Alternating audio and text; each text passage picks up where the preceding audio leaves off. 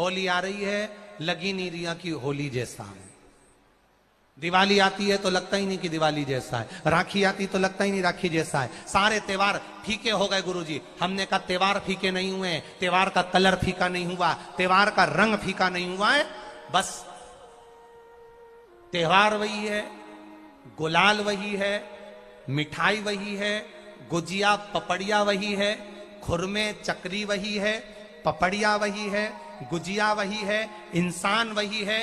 बस बाजार में से जो रौनक समाप्त नहीं हुई है, रौनक आपके भीतर की समाप्त हो गई। आपके भीतर इतनी ईर्ष्या भराती गई, इतनी ईर्ष्या भराती गई, इतनी ईर्ष्या भराती गई कि वो ईर्ष्या के कारण, उस अहंकार के कारण, उस अहम के कारण तुम एक दूसरे से मिलना पसंद नहीं कर पाते। पहले के लोग कहते थे हमारे यहाँ जब होली होती थी इतने लोग आते थे, मिलने जाते थे, गुलाल लेकर जाते थे। आजकल तो कोई दिखता नहीं है। कारण केवल इतना सा है, तुम्हारा अहंकार, तुम्हारा ईगो, तुम्हारा अभिमान तुम्हें अपने घर से बाहर नहीं निकालता। तुम घर से बाहर नहीं निकलते अपने अहंकार के कारण, अपनी काया के कारण, अपनी अभिमतता के कारण। आप दूसरे से मिलना पसंद नहीं करते। जरा सा कोई ने कलर लगाया तुम्हें क्रोध आ गया, जरा सा किसी ने गुलाल लगाया तुम्हें गुस्सा आ गया, जरा सा कोई आया भाभी जी भैया जी करके गुलाल लगा गया, तुम न न न न न न न न न न। कहां जाओ? इतने वीआईपी हो गए, इतने वीआईपी हो गए, इतने वीआईपी हो गए कि अपने त्योहारों से भी दूर हो गए। मेरा निवेदन है, होली का त्योहार आ रहा है, उस फागुन के त्योहार में मेरा देवाधिदेव महादेव माता पार्वती के साथ होली खेलता है, मेरा कृष्ण कन्हैया राधा रानी के साथ होली खेलता है। आप भी अपने इष्ट मित्रों के साथ होली खेलिए और दिल से खेलिए। अरे सीहोर में, सीहोर जिले में एक होली होती थी। उस होली का नाम हमने पिछली बार बदल दिया था। कौन सी होली कर दी थी? महादेव की होली। पिछली बार हमारे सीहोर जिले में हमेशा होती आई थी वो होली, थोड़ा उसका नाम हमने चेंज कर दिया था तो उसको महादेव की होली कर दिया था। मेरे सीहोर जिले के रहने वाले सभी रहवासियों से, जिले भर के निवासियों से निवेदन करना चाहूंगा, वो पुरानी होली को बंद कर महादेव की होली नाम दिया गया है। शिव मंदिर में जाना है, चंदन का जल शिव जी को 1 लोटा चढ़ाना। एक बात अपनी जिंदगी में उतार कर रखो, शंकर भगवान को घी का दिया भी लगाओ तो तुम्हारे घर में जो असली घी हो, थोड़ा सा भले 1 पत्ती लगाओ, भले इतनी सी बत्ती जलाओ, पर असली घी की जलाओ। शिव जी को अगर चंदन भी लगा रहे हो तो असली लगाओ।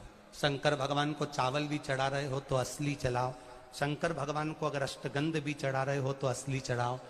केमिकल का कोई चीज मेरे महादेव को मत चढ़ाओ जिससे भगवान शिव की मूर्ति नष्ट हो। ऐसी कोई चीज मेरे महादेव को ना चढ़ाओ।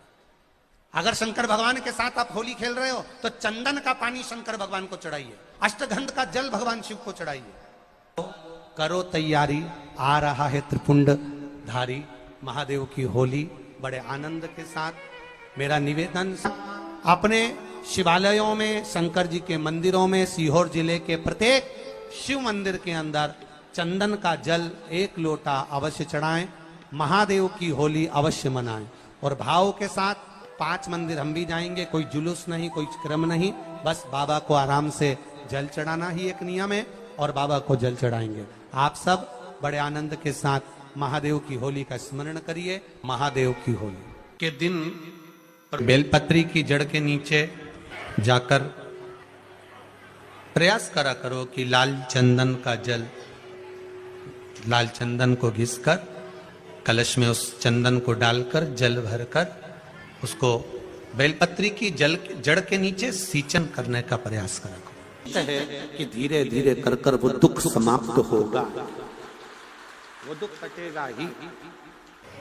एक बहुत ध्यान देने वाली बात है कि अगर मान लो कि कहीं पैसा अटक गया है, नहीं आ रहा है, बहुत अथक प्रयास कर लिया, चंदन का जो जल होता है ये व्यक्ति के जीवन में जो धन कहीं रुक गया, अटक गया, नहीं दे रहा, बेलपत्री के वृक्ष के नीचे, जड़ के नीचे सिंचन करने से वो प्राप्त होता है। अथर्ववेद में वर्णन किया गया कि पीपल के वृक्ष की जो जड़ होती है, बेलपत्री के वृक्ष की जो जड़ होती है और आंवले के वृक्ष की जो जड़ होती है, इसके नीचे स्वर्ग का निवास होता है। किसका निवास है? स्वर्ग का निवास।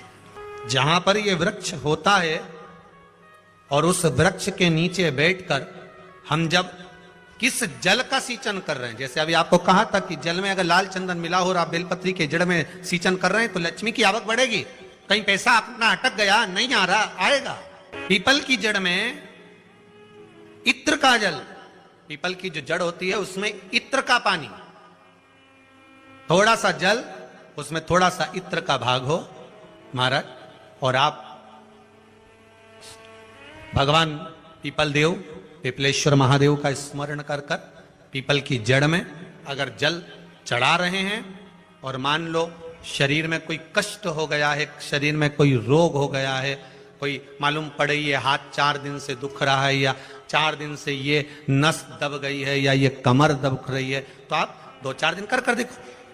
कलश के अंदर जल, जल में इत्र का थोड़ा सा भाग, पीपल की जड़ के नीचे आप उसका सिंचन करिए पिपलेश्वर महादेव के नाम से। उस जल को थोड़ा सा भाग लेकर आ जाओ उसी में से जो चढ़ाया है, और उस स्थान पर जहां कष्ट है उसको लगाना प्रारंभ करिए। 2 दिन 3 दिन कर देखो। प्रैक्टिकल करने में क्या जाता है? सियोर वाला महाराज झूठ बोल रहा हो तो कभी कभी अगर ऐसा लगे जीवन में कि दुख बहुत ज्यादा आ गया है, बहुत तकलीफ आ गई है, तो लाल चंदन को घिसकर उस लाल चंदन का लेपन भगवान शंकर पर कर कर फिर पानी चढ़ाओ। अगर कोई संकट भारी है और निकट रहा, जैसे किसी नारी का गर्भ नहीं ठहर रहा, 15 साल हो गए, 20 साल हो गए, 25 साल, जैसे इसने लिखा एक माता ने कि 18 साल की बेटी हो गई थी पर संतान में पुत्र नहीं, तो उसने भाव से कथा सुनी।